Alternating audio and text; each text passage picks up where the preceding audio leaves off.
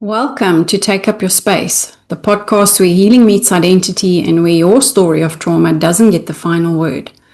I'm Tammy Bruni, and my passion is to help you find freedom on every level: psychological, spiritual, physiological, emotionally. Too many of us shrink back under the weight of stress, pain, and past experiences. But you were created to take up space, to walk boldly in your kingdom identity, and live fully in the purpose God designed for you. Each week we'll explore practical tools, biblical truths, and the science of healing so you can step out of survival and into wholeness. This is a safe space for your nervous system, your spirit, and your story to be seen and restored. If this resonates with you, make sure you hit subscribe so you never miss an episode. Share this podcast with a friend who needs encouragement, and visit lionsarise.org for resources, my trauma healing manual, online programs, and more ways to connect. Together, let's take up space. We were always meant to do this. Welcome back to Take Up Your Space. We're still talking about the nervous system. We have 2 more episodes left in the series, and I hope it's been helpful and informative. So today we're going to be speaking about comfort habits, right? And this can be when our coping actually becomes bondage, right? So this is something that many people struggle with very quietly, right? The habits that we turn to when we feel stressed, overwhelmed, lonely, or anxious.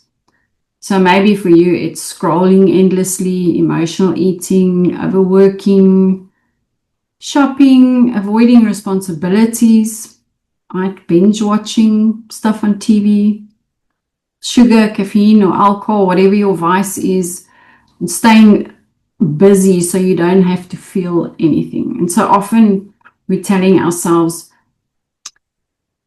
I need more discipline. Why can't I just stop? What's wrong with me? But today I want to offer a different perspective, that many of these habits are not about weakness. Again, they are about nervous system regulation. Again, your nervous system is constantly trying to maintain balance. When you feel stress, anxiety, loneliness, overwhelm, or emotional discomfort, your body is looking for relief, right? Comfort habits provide very quick regulation by, first of all, releasing dopamine, right? That's the reward center of the brain, distracting us from uncomfortable emotions. It creates a sense of control, albeit a false sense of control, and then numbing or soothing the nervous system. So in a moment, that habit might work, and that's why it becomes repeated. Remember, there's the familiarity in it. Your nervous system learns this helps us feel better, right? The problem is, it's not the relief. The problem is when the habit becomes the primary way you regulate, when that regulation becomes dependent. So over time, you feel the urge sooner. The behavior becomes automatic. You rely on it to change your emotional state. And without it, that discomfort feels intolerable. Right? And that's when our coping turns into bondage, because just like dopamine release, let's say you've got a screen addiction, right? You get your fix, but then the more and more you do that thing, the more dopamine you need to get over that, what they call the dopamine barrier, to give you the same feeling and the same fix. And this is also how things escalate to addictions that become more and more destructive, right? And this is where the bondage comes in. So when that coping turns into bondage, it's not because the behavior is bad. It's because your nervous system believes that it can't feel okay without it. And then again, many of these habits can track back to the childhood roots again, and the ACEs, right? If you grew up experiencing the emotional neglect or high stress or unpredictability in that environment, there was a lack of soothing from caregivers. There was a pressure to be strong or independent, and your feelings weren't acknowledged. You didn't have a space to be who you were and to express yourself. Your nervous system may not have learned how to co-regulate, right? So co-regulation is when we have somebody else that helps us to regulate our nervous system. So instead, it learned to self-soothe through external means instead of having that co-regulation. So food became a comfort, distraction replaced emotional support, busyness created a sense of worth, maybe achievement replaced connection. And so all these strategies that we use to bring comfort, some obviously more harmful than others, were very adaptive, right? They helped us to survive emotionally. But now as an adult, you may be limiting your freedom.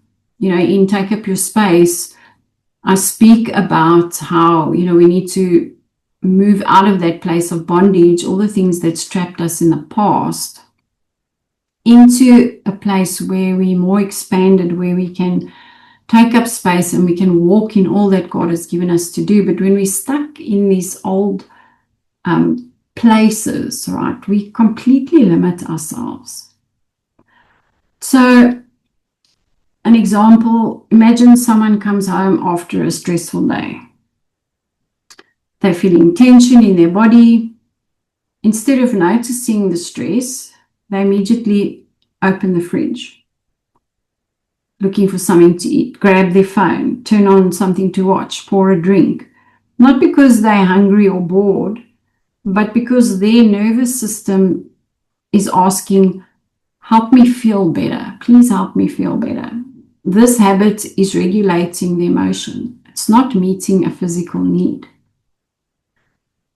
So the spiritual dimension, again, the word speaks about patterns that begin as comfort, but then become controlling. So 1 Corinthians 6 verse 12 says, I have the right to do anything. You say, but not everything is beneficial. I'll not be mastered by anything, right? That's Paul speaking there. That all things are permissible, but not all things are good for us, right?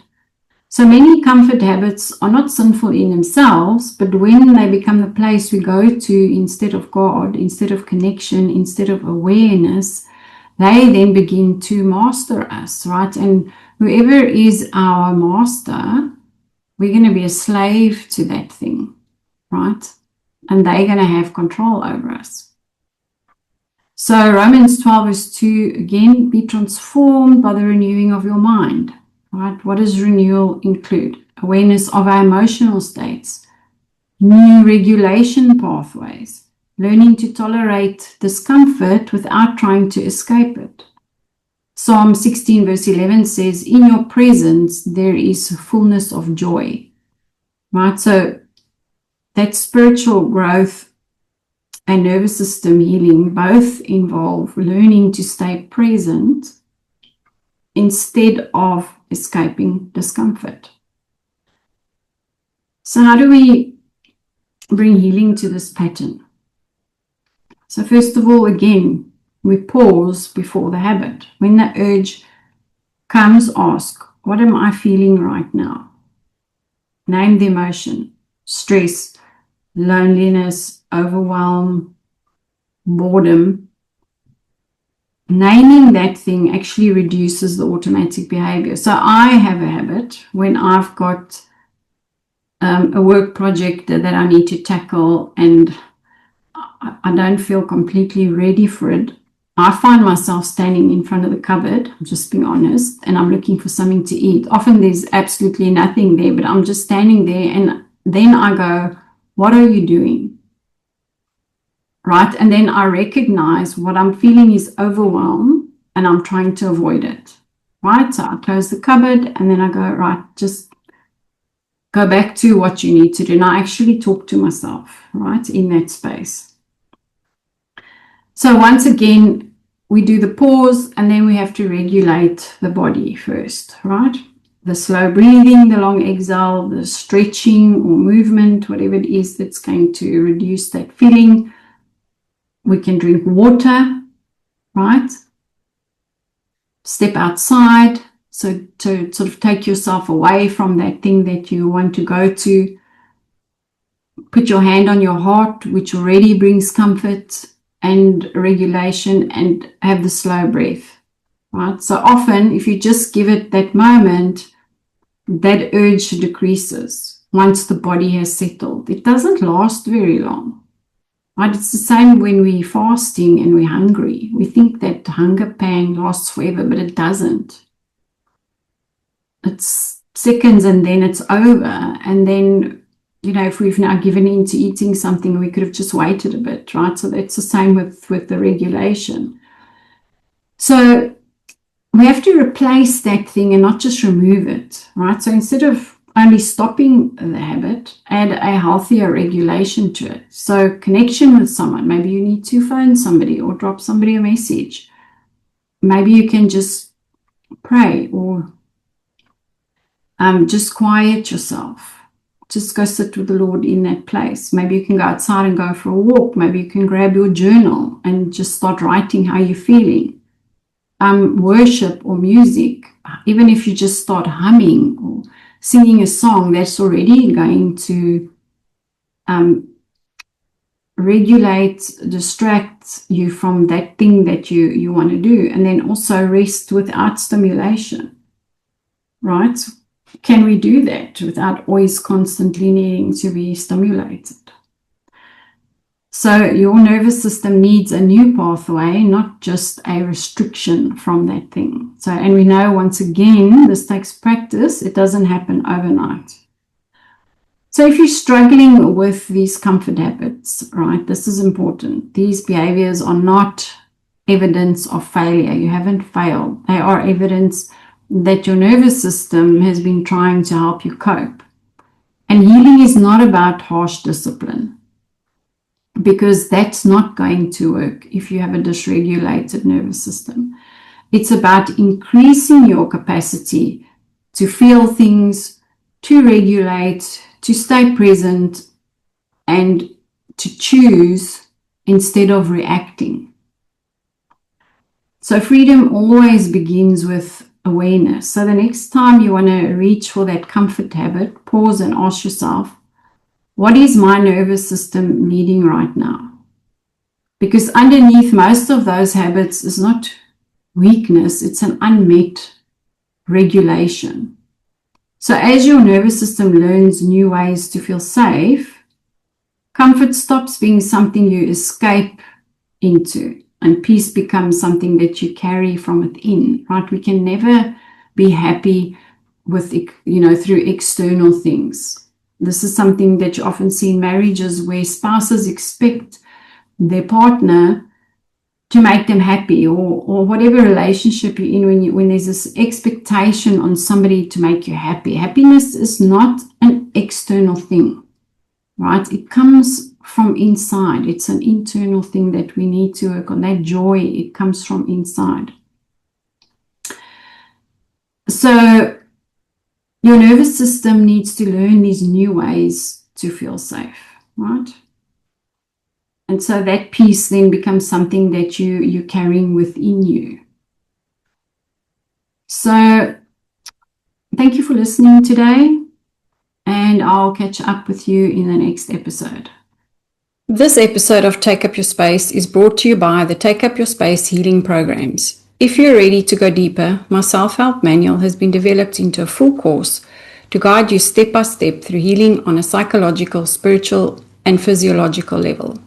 And if you feel called to help others, I also offer a coaching pathway and facilitator training so you can bring this message of freedom into your community. You can learn more and find the right program for you at lionsarise.org. Remember, you were created to take up your space.